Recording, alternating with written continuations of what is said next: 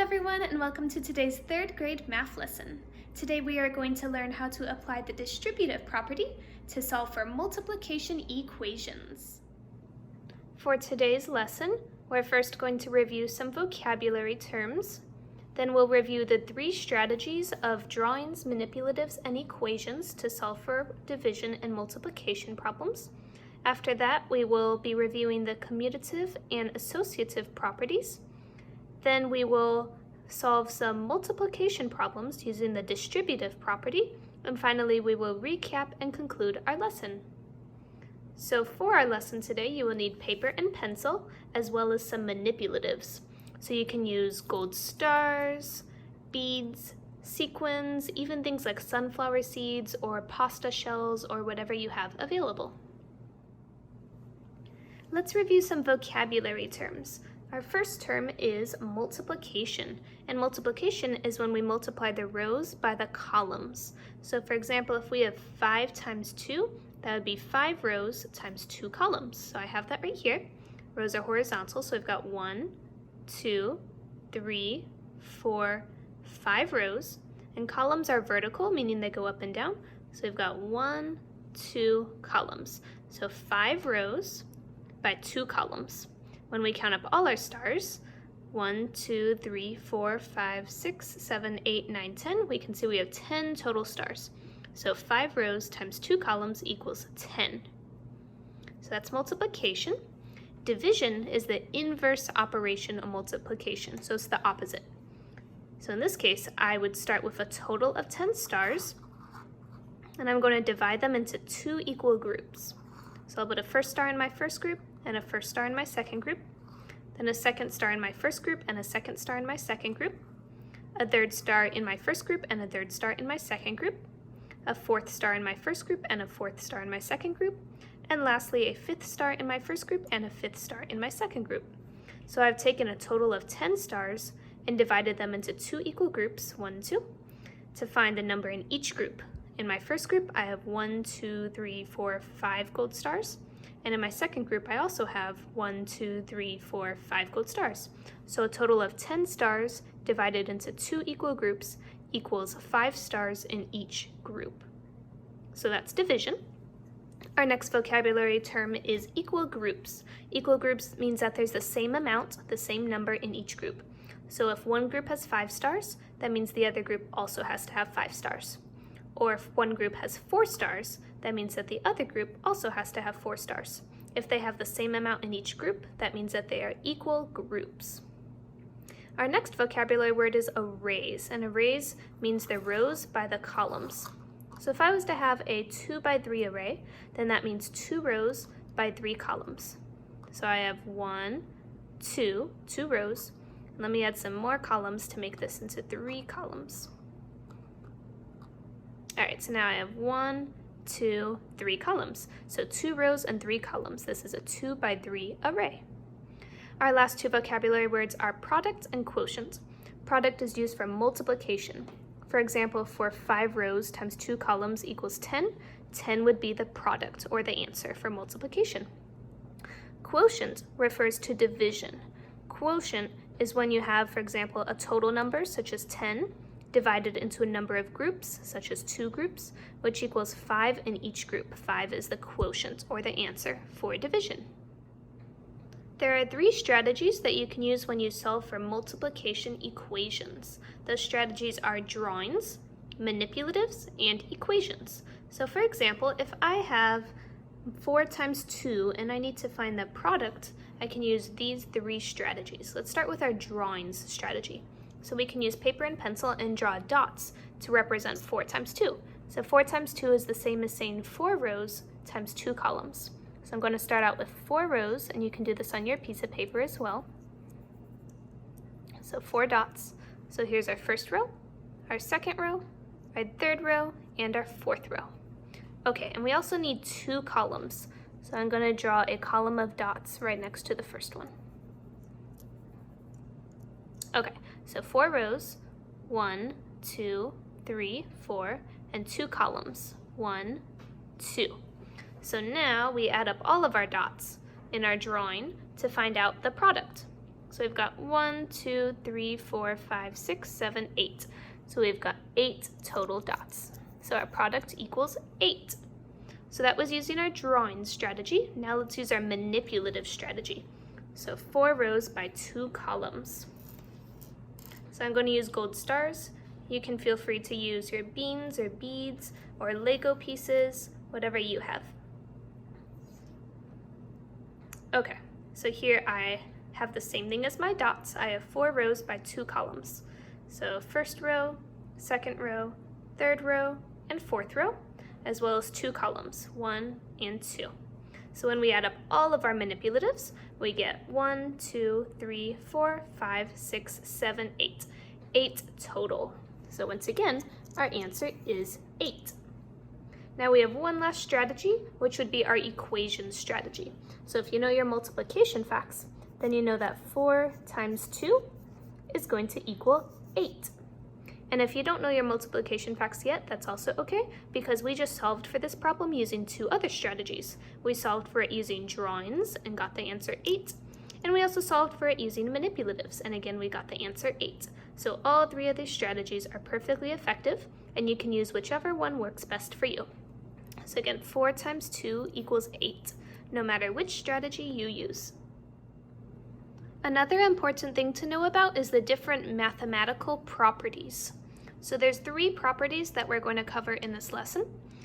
Those would be the commutative property, the associative property, and the distributive property. And we will focus mostly on the distributive property because there are previous lessons that talk about the commutative property and associative property, but I wanted to just give a quick review of each of these properties. So the commutative property tells us that when we have factors, we can switch these factors and still have the same answer. So for example, for 2 times 3, if we switch the order to make it 3 times 2, it'll still give the same answer. So in other words, 2 times 3 equals 3 times 2.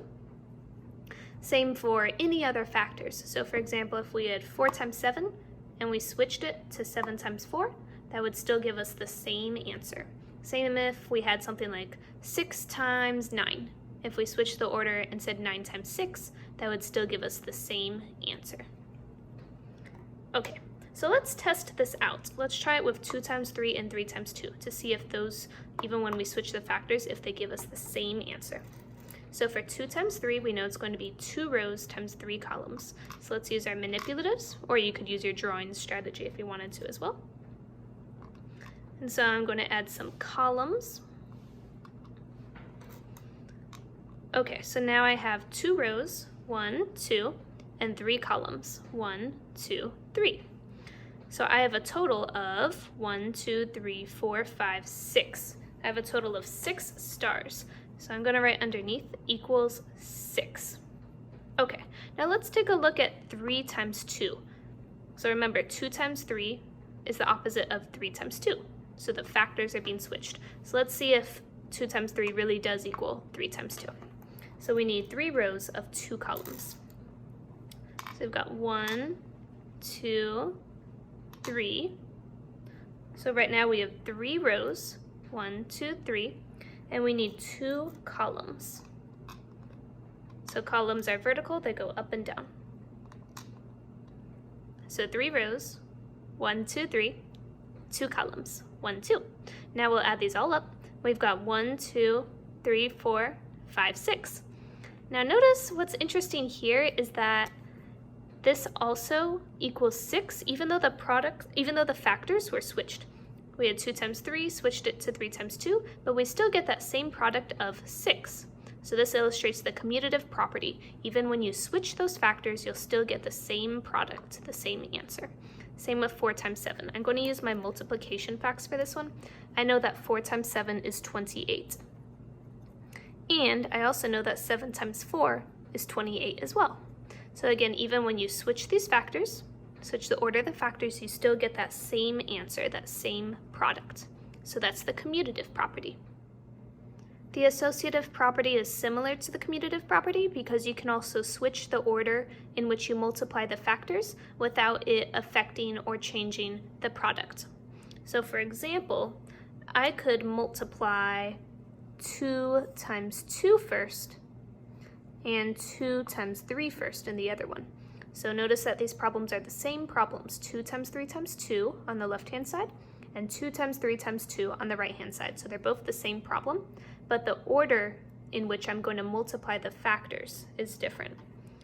For the left-hand side, I'll be multiplying 2 times 2 first, and for the right-hand side, I'll be multiplying 2 times 3 first. So the order will be different, but it'll yield the same product. So let's try the left-hand side first. So I'm going to multiply 2 times 2. So in other words, that's 2 rows by 2 columns. So we can show this using either our drawings or our manipulatives, or even solve it using your multiplication facts.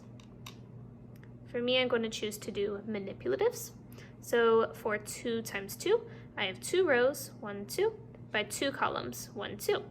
When you add them all up, you get 1, 2, 3, 4. So 2 times 2 equals 4. And we also have this times 3. We can't forget the times 3. So let's bring it down. So we've got 4 times 3. And now we have to figure out what 4 times 3 is. So we need 4 rows and 3 columns. So let's do that using either our drawings or our manipulatives, or if you know your multiplication facts, that works too. There are all different kinds of strategies that you can solve. Okay, I'm almost done with my 4 rows and 3 columns, and you should be doing this on your piece of paper as well. Okay, so let's double check to make sure we have 4 rows and 3 columns. Okay, so we have 1, 2, 3, 4 rows, and 1, 2, 3, 3 columns. When we add up all our stars, we get 1, 2, 3, 4, 5, 6, 7, 8, 9, 10, 11, 12. 12 stars. 4 times 3 equals 12. And therefore, 2 times 3 times 2 will also equal 12. Again, we solve this by multiplying our factors of 2 times 2 first to get 4. Then we brought down our times 3, and we figured out 4 times 3 equals 12. So again, 2 times 3 times 2 equals 12, and 4 times 3 also equals 12. Now let's try the right-hand side. So remember that the right-hand side has the same problem as the left-hand side. It has 2 times 3 times 2 and 2 times 3 times 2, so they're the same problem. Okay, but the difference is that we're using the associative property because we can mix up the order in which we multiply our factors. So instead of multiplying 2 times 2 first, I'm going to multiply 2 times 3 first. So we need 2 rows and 3 columns. So let's use our drawings or manipulatives or even your multiplication facts to solve for 2 times 3. For me, I'm going to use my manipulatives. So I'm going to double check and make sure that I have 2 rows and 3 columns. So I've got 1, 2, 2 rows, and 1, 2, 3, 3 columns. So now I'm going to add up all of my stars. 1, 2, 3, 4, 5, 6. Okay, so I have 6 gold stars. So 2 times 3 equals 6. So we multiplied these 2 factors, but we have our third factor here. And that third factor is 2. So 6 times 2. So again, I multiplied these 2 factors, 2 times 3, and I just brought down my times 2. So 6 times 2. So we're going to need 6 rows and 2 columns. 6 rows, 2 columns. So right now I have 6 rows, 1, 2, 3, 4, 5, 6, and I need 2 columns. So I'm going to add my second column right next to the first one.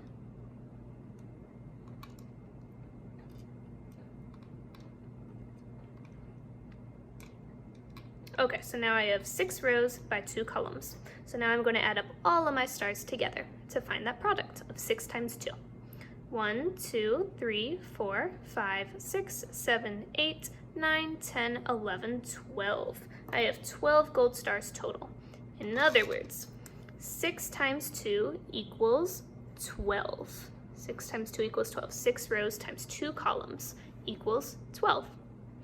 Okay, so in other words, 2 times 3 times 2 also equals 12. Notice that these answers are the same, 12 and 12. So no matter what order that you multiply the factors in, whether you multiply these two first or these two first, you'll still get the same answer. So in other words, the order that you multiply the factors in does not matter, as long as you do end up multiplying all of the factors. So again, the order does not matter. That is what the associative property is illustrating. There's one more multiplication property, and that is the distributive property that we're going to talk about in this lesson. So the distributive property basically says that we can break up a factor into its different parts. So I'll show you what I mean by that. So if we have the equation 4 times 3, then we could break up 3 into 2 plus 1, because 2 plus 1 is the same as 3, right? So we can break up 3 into 2 plus 1. So the 4 stays the same, so we have 4 here, 4 here. The times, the multiplication sign stays the same. The only thing that changes is that we break up the 3 into the 2 plus 1, and 2 plus 1 equals 3 anyway, so these really are the same thing. So now, first we're going to multiply 4 times 2, and then we're going to multiply 4 times 1. So let's try the first one first. So 4 times 2. I'm going to use drawings for this one.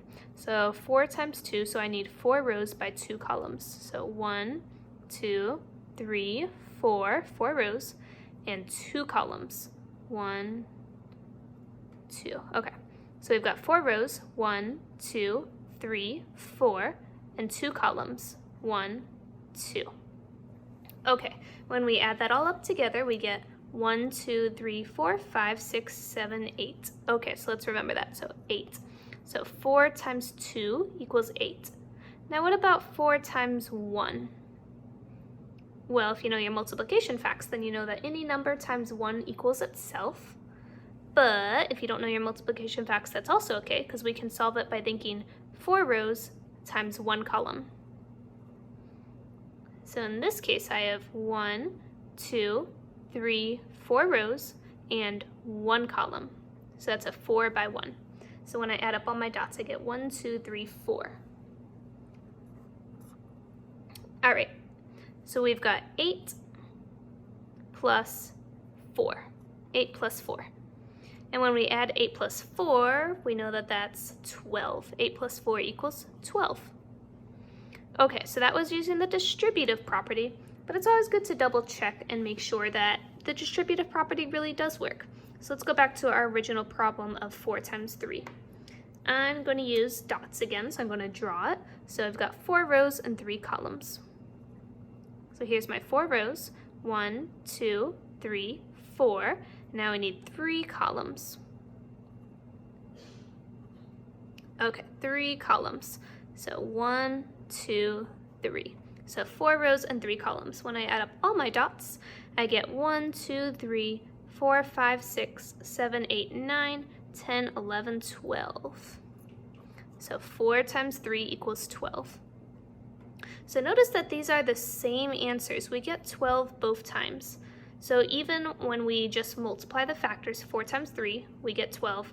Or when we break up one of the factors, 3 into 2 plus 1, we still get that same answer of 12. So that's what the distributive property does. It says that even if we break up into a factor into its smaller parts, we're still going to get that same product, that same answer. Let's try one last example for the distributive property. So if I have the equation 3 times 5, and I want to break up my 5 into 2 plus 3, because 2 plus 3 also equals 5. Then I'm going to drop down my 3 times. So now instead of 3 times 5, I have 3 times 2 plus 3. So I'm going to use a new marker to help us see it a little more clearly. So first I'm going to multiply 3 times 2, then I'm going to multiply 3 times 3. Okay, so let's do 3 times 2 first. So I'm going to use my manipulatives for this one. You could use your drawings or your multiplication facts if you want to, or you could use manipulatives too. So 3 times 2, 3 rows by 2 columns. So now I have 3 rows, 1, 2, 3. And I need 2 columns. Okay, so now I have 2 columns. 1, 2. 3 rows by 2 columns. When I add up all my dots, 1, 2, 3, 4, 5, 6, or stars I should say, I get 6 total. So 6 plus, because of that plus sign here, that addition sign. And now it's time to multiply 3 times 3. So I need 3 rows by 3 columns. So I'm going to use my manipulatives again. Here's my 3 rows, and now I'm going to add another column and another column. And now let's double check to make sure that this is a 3 by 3 array. So I've got 1, 2, 3 rows and 1, 2, 3 columns. So it is indeed a 3 by 3 array. So now I need to add up my stars or manipulative. So I've got 1, 2, 3, 4, 5, 6, 7, 8, 9. I have 9 stars in that array. So I've got 6 plus 9. And just to recap, we got that because 3 times 2, 3 rows of 2, equals 6. And 3 times 3, or 3 rows of 3, equals 9. So we have 6 plus 9. And if you know your multiplication, or not multiplication, if you know your addition, you know 6 plus 9 equals 15. And even if you don't know your addition off the top of your head, that's okay because we can use things like tally marks. So 1, 2, 3, 4, 5, 6 plus 9. 1, 2, 3, 4, 5, 6, 7, 8, 9. So if we have 9 here, then we add it to 10, 11, 12, 13, 14, 15. That's how we can also arrive at the answer of 15. So 6 plus 9 equals 15. So when we broke up our factor of 5 into its smaller pieces, 2 plus 3, and multiplied it by 3, we got 15, but it's always good to double check. So let's see what 3 times 5 equals when we have 3 rows and 5 columns. So I'm going to demonstrate using manipulatives. So here I have 3 rows, and I need to add some columns to make this a 3 by 5 array.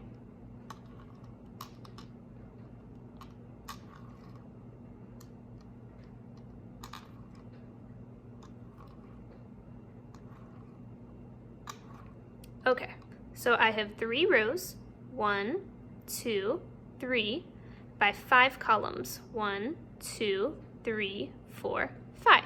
So 3 rows by 5 columns. Now when I add up all of my manipulatives, 1, 2, 3, 4, 5, 6, 7, 8, 9, 10, 11, 12, 13, 14, 15. I get 15 total. So 3 times 5 equals 15.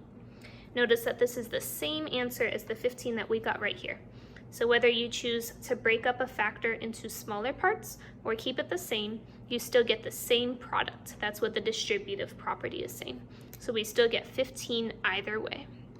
So you can choose to break up a larger number into its smaller parts, such as how you broke up 5 into 2 plus 3. And we still got that same answer of 15 both times. So that's the distributive property. I hope you enjoyed today's 3rd grade lesson on how to apply the distributive property to multiplication equations. To recap what we went over, we first reviewed some vocabulary terms. Then we reviewed 3 strategies that you can use when solving for multiplication equations. Those strategies are drawings, manipulatives, and multiplication facts. After that, we reviewed the commutative and associative properties of multiplication, and then we learned about how to apply the distributive property to multiplication equations. I hope that you enjoyed this lesson, and I'll see you back soon for another one.